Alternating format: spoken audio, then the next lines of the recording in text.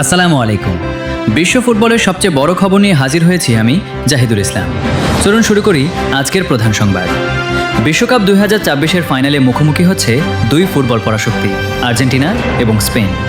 আগামী 19 জুলাই ফুটবল বিশ্বের কোটি কোটি ভক্তের চোখ থাকবে এই মহারণের দিকে, কারণ এই ম্যাচ শুধু একটি ফাইনাল নয়, এটি হতে যাচ্ছে ইতিহাস গড়ার এক নতুন অধ্যায়। ইতিহাসের পাতায় চোখ রাখলে দেখা যায় আর্জেন্টিনা এখন পর্যন্ত 3 বার বিশ্বকাপের শিরোপা জয় করেছে। 1978, 1986 এবং সর্বশেষ 2022 সালে বিশ্ব চ্যাম্পিয়ন হয়েছিল লিওনেল মেসির দল। অন্যদিকে ইউরোপের শক্তিশালী দল স্পেন একবার বিশ্বকাপ জয়ের স্বাদ পেয়েছে। 2010 সালে দক্ষিণ আফ্রিকার মাটিতে প্রথমবারের মতো বিশ্ব চ্যাম্পিয়ন হয় তারা। তবে ফুটবলে শুধু ইতিহাস নয়, বর্তমান পারফরমেন্সও অনেক গুরুত্বপূর্ণ। স্পেন এবারের আসরে দুর্দান্ত আক্রমণাত্মক ফুটবল উপহার দিয়েছে।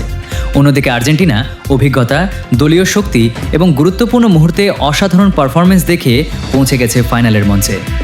এখন সবার মনে একটাই প্রশ্ন, আর্জেন্টিনা কি জিতবে তাদের চতুর্থ বিশ্বকাপ শিরোপা, নাকি স্পেন দ্বিতীয়বারের মতো বিশ্ব চ্যাম্পিয়নের মুকুট পরবে? এই ফাইনালে থাকবে উত্তেজনা, আবেগ এবং ইতিহাস তৈরির লড়াই। ফুটবল প্রেমীদের জন্য এটি হতে যাচ্ছে বছরের সবচেয়ে প্রতীক্ষিত ম্যাচ। আপনার মতে বিশ্বকাপ 2024-এর ট্রফি কার হাতে উঠবে, আর্জেন্টিনা নাকি স্পেন? আপনার মতামত কমেন্টে জানিয়ে দিন। এমন আরও সর্বশেষ ফুটবল সংবাদ পেতে আমাদের চ্যানেলটি সাবস্ক্রাইব করুন এবং পাশে থাকা বেল আইকনটি অন করে রাখুন। ধন্যবাদ।